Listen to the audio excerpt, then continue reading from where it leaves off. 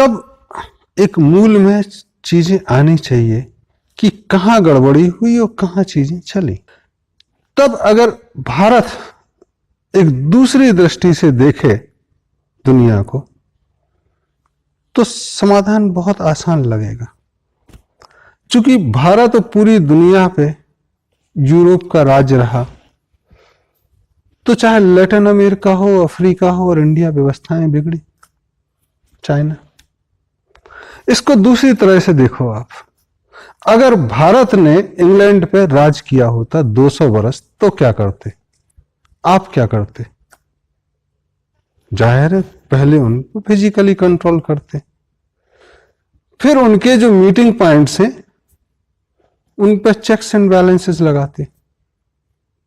तो वो कहते हैं कि ये आस्था का केंद्र, यहां लोग रुकते हैं, आते हैं, तो आप कहते हो यहां नहीं जाना है। तो आपको लगेगा कि राज्य करने के लिए कुछ स्वतंत्रताएं देना जरूरी है। तो आपने कहा अच्छा चर्च जाते हो काहे के लिए? प्रेयर के लिए। प्रेयर करो, वापस आ जाओ। बोले मंदिर जाते हैं, अस्पताल था, चर्च में भी अस्पताल, नहीं नहीं अस्पताल छोड़ो, हम देखेंगे अस्पताल। शिक्षा हम देखेंगे। एंटरटेनमेंट, दबे हुए लोग, जरूरत नहीं है। तो ये सारी चीजें जब शासन अपने पास ले लेता है तो वो डिफंक्ट हो गए। एक मस्जिद डिफंक्ट हो गई। आपने कहा नमाज पढ़ने आते, नमाज पढ़ो, और जो मुख्य इमाम है उसको आप तनख्वाह देने लगते हो, पंडित को तनख्वाह देने लगे, पादरी को तनख्वाह देने लगे। तो धार्मिक संस्थान एक सरकारी इंस्टीट्यूशन बन गए।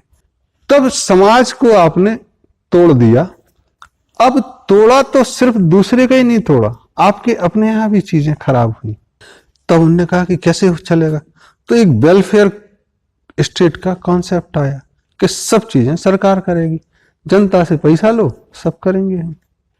पैसा लेते हुए अच्छा लगा, बट डिलीवरेंस कैसे करोगे? आपने कहा हमारे आदमी करेंगे, सरकारी नौकर करेंगे।